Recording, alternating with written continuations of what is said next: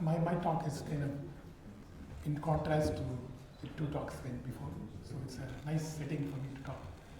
But in a way, it connects to the previous talk in the sense that I was talking of a case for downscaling tech. So tech you can upscale. So tech you can upscale to handle other stuff like Unicode. At the same time, you can downscale tech. Like I was asking you, using a backslash language, which is much limited, and it's a kind of downscaling. And it's also a requirement that we need to get into the spare parts of tech, so that we should be able to pull out things from tech, like library, like API kind of thing he was asking. So this is more in that direction, but much more drastic solution. So tech in HTML5, they're like the two sides of a coin. They keep going this and that. As you see in the lecture, in the two lectures which came before, they were talking about tech, but most of the time what they were showing was HTML, right? So this has been the way it is. And that's the way a lot of our discussions go, like man and women, So my son recently told me, which was a big discovery for me, that we're all born women, in the sense that we have nipples and even some men can lactate. And then only we define one organ, it's a layer, like PDF layer. So we don't differ much, but there is a lot of layers of, see, when man is born, he's born with a brain which is very nascent, and then there's lots of stuff which is loaded. And then you get these differences. Of course there are differences, but since there are similarities, we're talking about differences. Now, in the case of tech and HTML, there's also the political landscape, like, for example, the Greek Prime Minister, he follows the German philosopher, and whereas the Germans, they follow Plato. So there's always this thing, and you don't know which one is, and you don't know whether Cyprius is Prime Minister of Greece or he has a super Prime Minister above him, So we're always like that. So I'm going to talk about tech and HTML in that sense. It's not a thing that I'm from this camp. I know I'm tangled. So what I'll start is with certain poses to the tech people.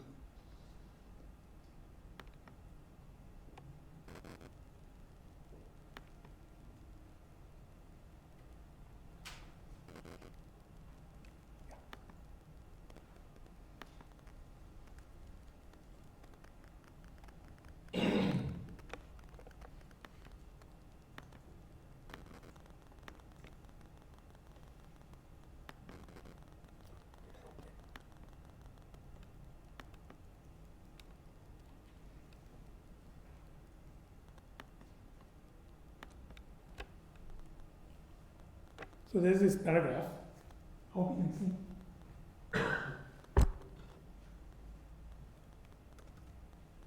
Yeah. So this was a paragraph I got from on a Dutch guy called Ramstein. So basically, the first paragraph was the rest two was mine. So basically, the first paragraph he created it in tech, right?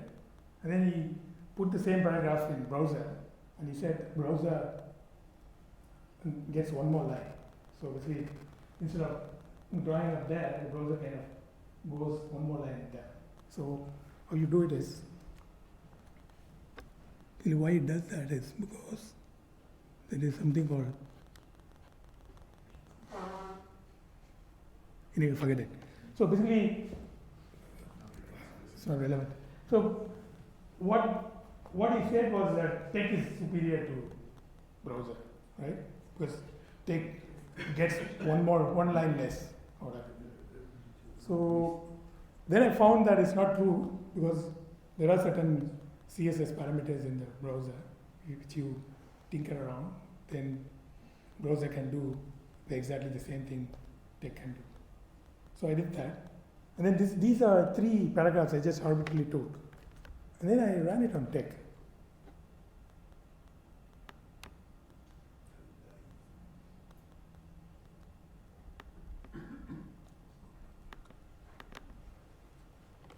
And this is what I got. Roughly the same thing.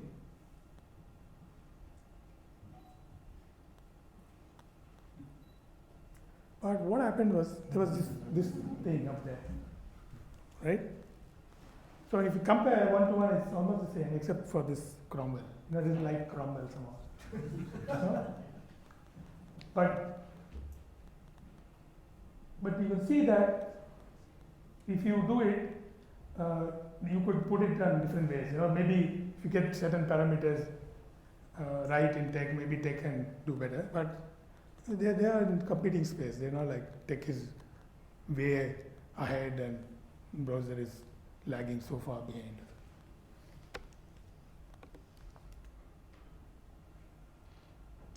The next big thing I'm going to show you is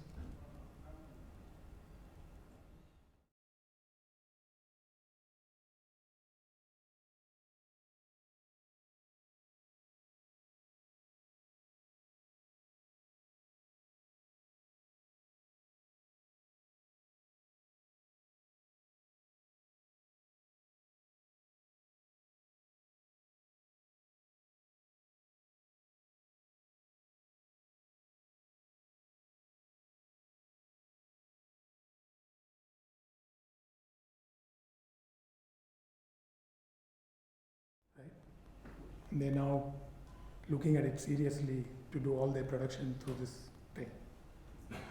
So you got a HTML page which is loading on the browser. So browser is nothing but an infinite page, So you have the traditional scroll pages. Before 1400s, they had these scrolls, they had paper scrolls, and they read it out like that. So the codex thing which came in the 1400s after that was what cut it down, because they had to make it compact. So the browser still goes back to that paradigm, it lives in a scroll page. You could scroll down nicely. So this itself is a big scroll page with images right where you want. There's a problem with footnotes, but footnotes I propose that you put it after the paragraph. So let's say you have a footnote referred in a paragraph, you just put a line below the paragraph and then put the footnote there. So that solves the footnote problem for an infinitely long page. But you don't want to go down 1 kilometer down to get to the footnote. So you could solve those things and you could come up with a modern redefinition of this page. And how to do this infinitely long page in tech, that Boris is an expert. So I learned from him. So Boris taught me that you could do it through output routines. But I didn't know much about it. I just used this, it worked. Now, what surprised me then was that there is this 5 meter length. After that you can't go and take box at it and stops. But I need that to be taken out. But I don't see any meaningful reason for it being existing. So you could, because it does process very fast. It's much faster than a browser. By the way, somebody was saying that tech is slower than browser. It's not true. Tech is, I think, twice as fast as browsers. I think it's just that in certain cases tech can, it depends on what it's calling and all that. The actual page itself, if you compete against in the Latin this thing A to Z and all that simple thing, it's much faster. I think twice or thrice it's faster than Chrome, even Chrome. So the speed tech is still up there. So it's only that infinite long page and 5 meter limit which we have to kick out. So if we do that, then we are there with the browser as a competing technology. Because what we need is a DVI renderer. So we have a tech renderer. Now the other thing which browser does nicely is that so let me get my PowerPoint to change. I hope it exists.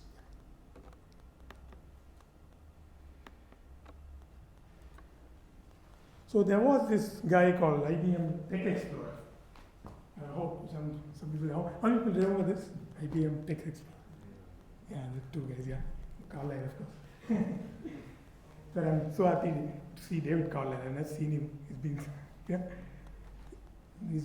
David Carlyle, some guy I always look up to, but never knew that he's as simple a guy as he seems.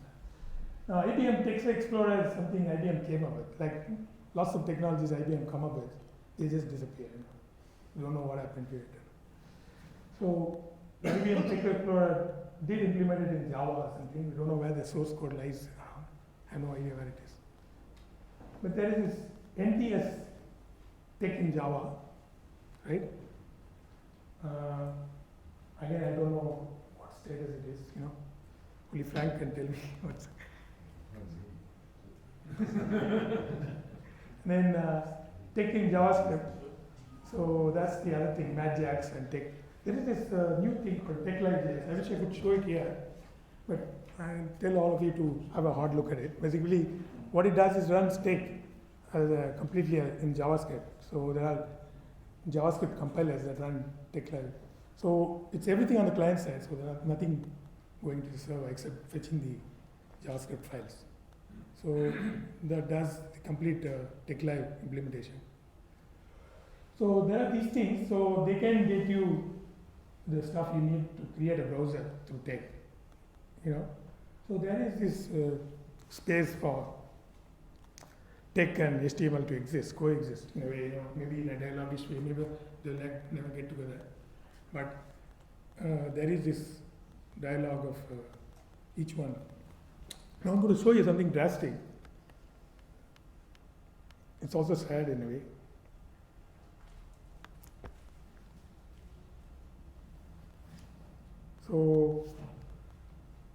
So this is the HTML, and you can break it into pages, right? This is plain HTML. There's no HTML5 or any such magic. It's not some TechLive implementation on the browser or some canvas. It's simple text broken through some clever process.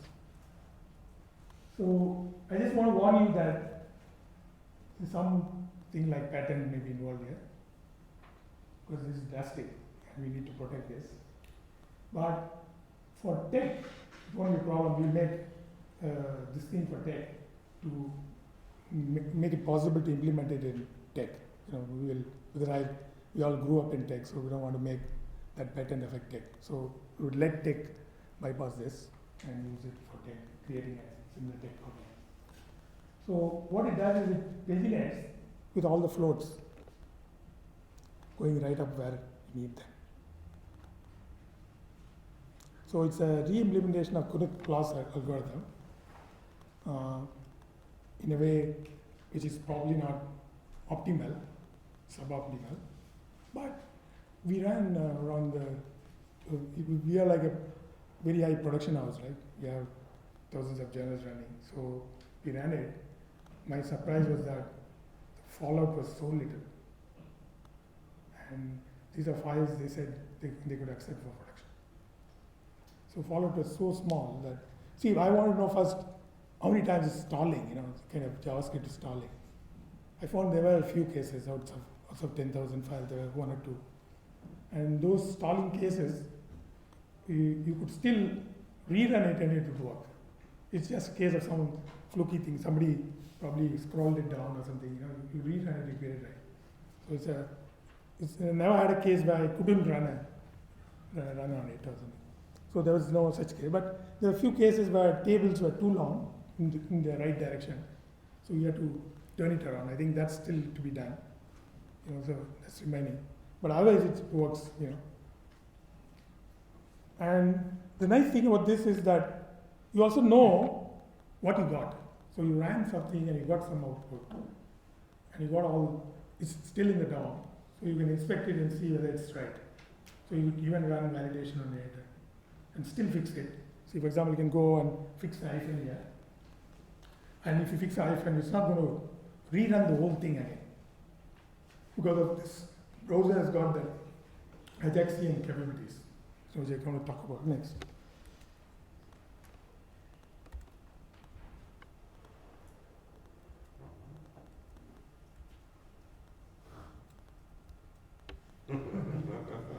So it's not like what I'm creating is something like big thing, you know. It's like simple like text. You know, it has a simplicity of text. In fact, the program is so fast, it runs probably in 0.5 seconds or something.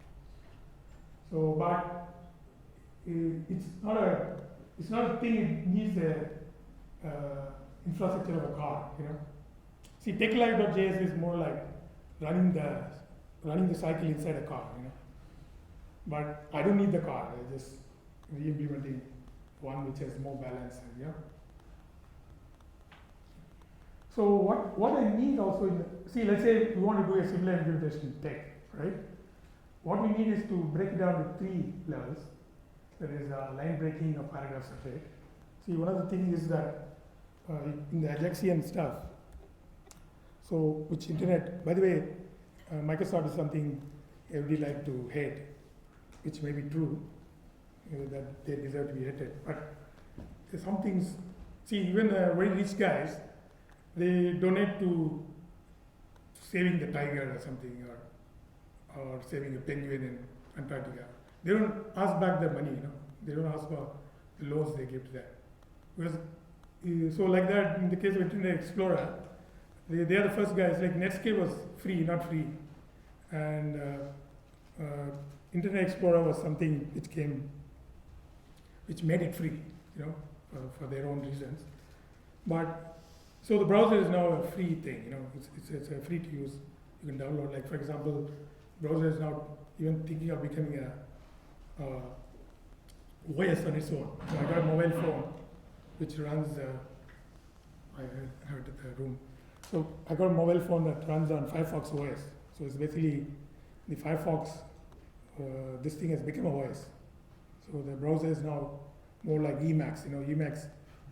They say it's an OS that is yet to have a good editor. You know? So its browser has now become a OS and it's threatening to become everything. You know, applications does everything.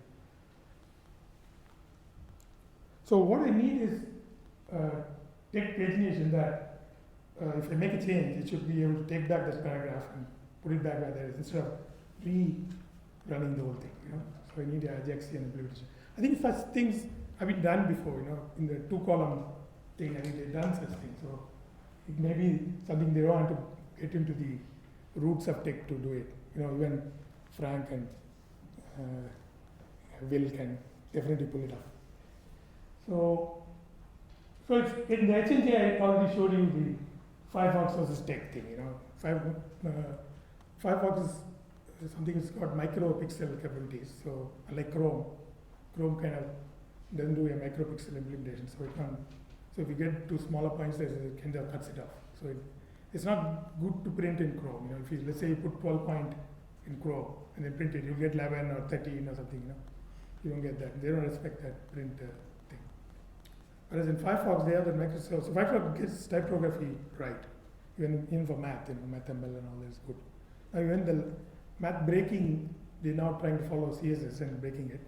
There's still problems, but it's there. Now,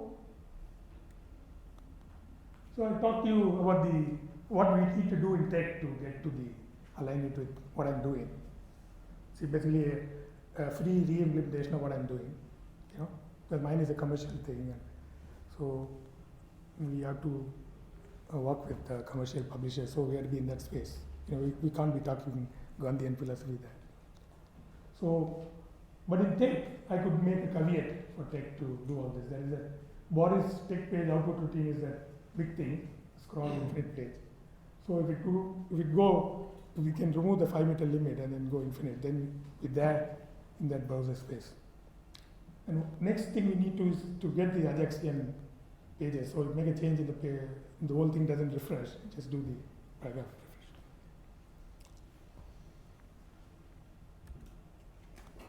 So there was this Kunut processor, and then there is this RenderX algorithm, which is a German thing, which Frank knows much more about, which is that they got see, Kunut solved this, they showed that the float placement algorithm is NP complete. right? So it's one of those nerdy things, what do you mean by incomplete and beyond? So what it meant is basically that it's a complex problem to solve, and it's related to the packing problem. That is, let's say you have a lot of atoms packed in a 3D space, and what is the space by which you can cram the atoms in a way that you get least amount of empty space. So, for example, they thought FCC was the best. So that's how you get diamond, because diamond is the hardest material. Then they found no, actually C60, fullerene, right? So then they found that there was a better packing mechanism called fullerene. But the big surprise is that even now they don't know whether that's the best. So that's the problem with packing. Any packing problem is that is not you don't have a good algorithm to make it optimal. So, but RenderX, what they did is from L2 they went to L1, and what they did is instead of just counting the lines by which you go to your citation from citation to float, instead of that they use page flipping. So if they just looking at how many pages you flip, and then they cut it down to L1 now. So then they found they could solve it. But what I'm not sure is whether they got a program that does that. Whether they got an algorithm. Only Frank knows detail of that, but it's too dirty for me to know. But I got one which works. Seems to be working in real-time production, right? It's a very simple algorithm, so simple that probably a couple of lines maybe.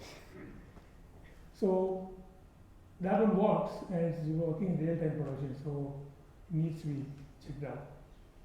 And I can make a caveat for tech to use it. But is it too late? That's what I wanted. Is it end of DTP? Well, I remember we use InDesign 3B2, very costly software, 3B2, 7 lakhs, a lot of maintenance. We use InDesign. And if this does it, it looks like it's doing it. Is it end of DTP? See, it's a bit like LetPress. People don't use LetPress anymore. So from XML, can page be automated? So that's the question. And we seems to be having an answer, but it needs to be taken out in real testing, much more rigorously. But the reason why this will be really, this thing is a challenge for tech is that this is going to do it on the client side, right? Sitting on a browser, infinite page. So it's got very little to do for itself, to get the page, right? It's already in that space, So whereas tech has to take that file, fetch it, render it on the server side, and bring it, so it doesn't look like it's going to win there. So this is the challenge. But I told you, like, everything. See, for example, some people say you can't render video in print pages. I found a surprise, I found that, newspaper, Toyota had an ad in which I think it's Toyota or BMW, one of those big companies. They had an ad in the newspaper with a card. Printed a card on the newspaper, the Hindu newspaper. And if you flip the page, the card kind of starts showing the video. So you can print videos you can print videos. So same way tech can pull it off, because if tech can run on the server side, like techlive.js showed, tech can run on the client side, then it's there. So again, it's a completer. But maybe tech does not do that. Like, for example, my previous lecture was a fine example of, and also one's lecture is on Internet of Things, right? So Internet of Things is something is out there, an opportunity for tech, and the kind of thing he was talking about. So there are other opportunities out there. And the one I wanted to pull out from my bag was 3D printing. So I found that there are these 3D printers who are defining 3D and file formats and all that. So it's kind of another this thing of printing, So printing which is not two-dimensional or flat.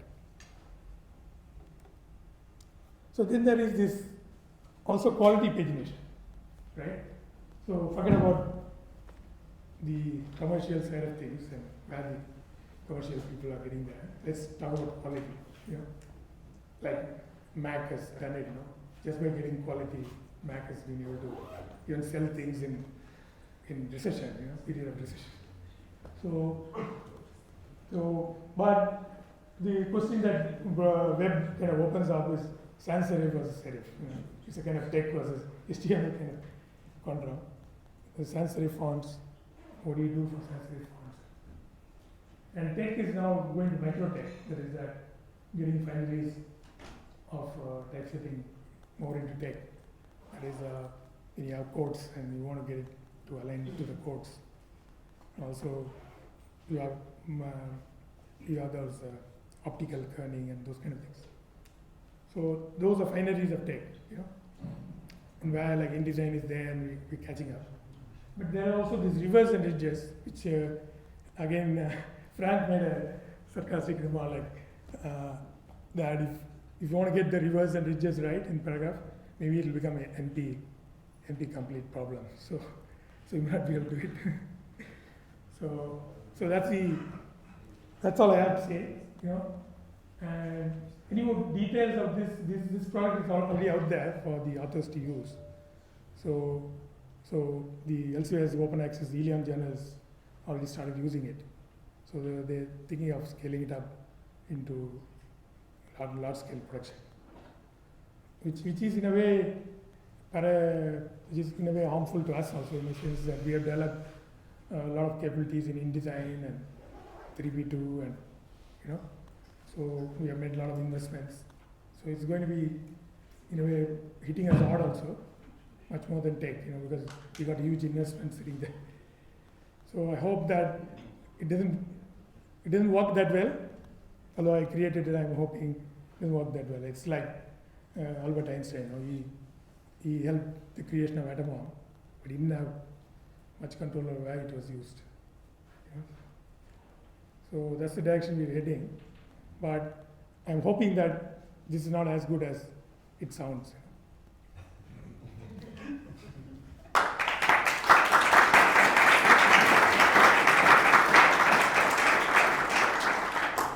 Questions for Venkatesan?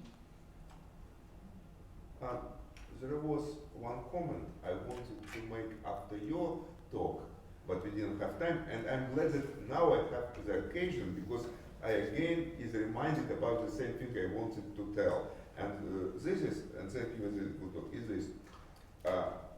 Tech is huge and monolithic.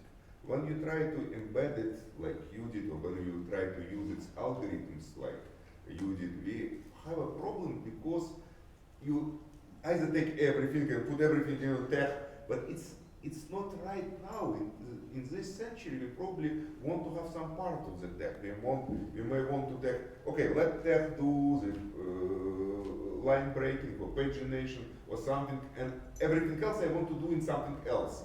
I'm very glad that lower tech people are trying to, what they call open up tech to make. And so at some point, what I see some applications like you tell us about, and I see some library which uses some tech ideas and tech code, but not as a huge monolith which takes everything, but just pieces of it. And I think this is one of the ways we can make tech relevant in this century and beyond. That's exactly what's going to be my comment. That what's marvelous is extracting the big classic algorithms out of it and putting it in a browser. No, in fact, there was a guy called Bramstein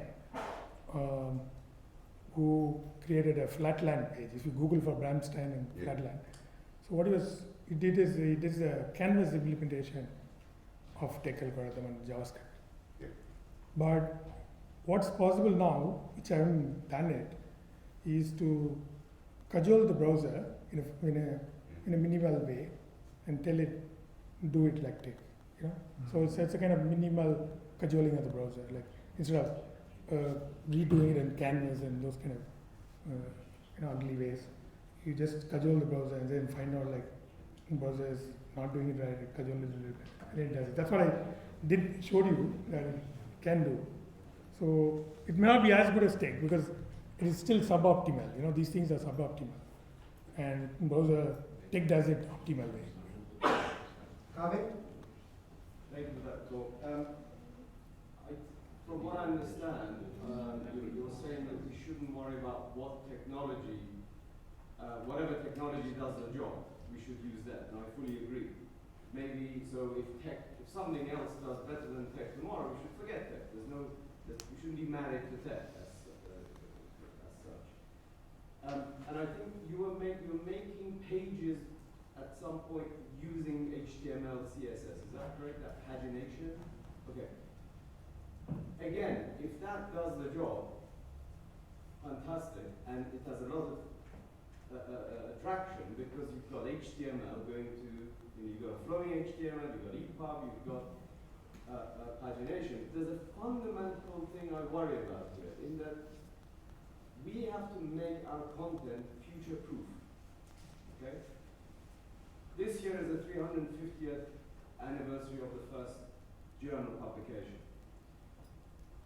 We can look at it and we know exactly what it is. There's no doubt as to what it says.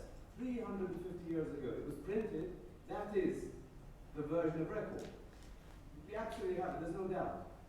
What I worry about is if we get HTML looking good in every form, our content is then saved in HTML. It may be good HTML, it may be bad HTML. 350 years from now, there won't be any browsers. So the important thing is, I feel, is to have a content, a form, a format, and I'd say XML is the best candidate now. Then create whatever we want from that, whatever tools we have, but let's make sure that 30 years from now, 50 years from now, there's no doubt as to whether this was an alpha or a beta, because it happens to come up as alpha in EPUB and beta in somewhere else. That's the sort of fundamental worry I have. Yeah, Nothing against what you're saying, but I thought it's a good time to. no, so basically, I've been fighting this schism. I said, no, like man and woman, and there's lots of XML and tech, and I don't see much point in those arguments because you could see if you look at HTML5, they have certain attribute called data, micro data, and meta attributes. So you can map XML as a subset of HTML5. And that's true of tech also. But tech is different in a way. Like tech paradigm is something you can't get rid of because tech is coming from a typesetting paradigm, not from a XML paradigm. So it can put you, see, it can get you things better because it can give you those typesetting commands that can fix things and do things, which HTML is kind of abstract fellow, you know, like even the XML is kind of abstract fellow, and HTML is not so abstract. It's got this MVC paradigm in it, so it's got this separation between content and style and all that. But even LaTeX has got that. So only the thing is that the three layers, XML, abstract layer, then you have HTML, middle layer, and tech, which is even at lower mechanical level if you want to fix it. So I think these three layers will exist, whether they exist in tech or something else, you know, these paradigms will exist. Yeah, I wasn't sure, Kaveh, whether you meant that there's some antagonism. When you say content, it sounded almost like content plus rendering, not just content. So it's hard to imagine if you read a book, if I read Camus in printed form and I put it on my Kindle, the content is not the rendering. The content is the words. So why is there a tension between HTML and... As long as it's clear what the content is, that's fine. As I say, this manuscript was 350 years ago. There's no doubt as to what it is. There's only one form. Now, if we have different forms, and we have lots of things, like we have Canvas and we have SVG and what have you, we must know one form, we must nominate one form as the definitive content. That is what the author wrote. I see. Oh, you mean the archival form, right? Archival form. Archival form. You're talking about the archival Yeah, form. well, We're running a I little bit... want to know what the author wrote, that's all. Any other questions? Can I just ask you to put back Paginator Sample 1 when you did the pagination? Just a little bit up there. Go down one page.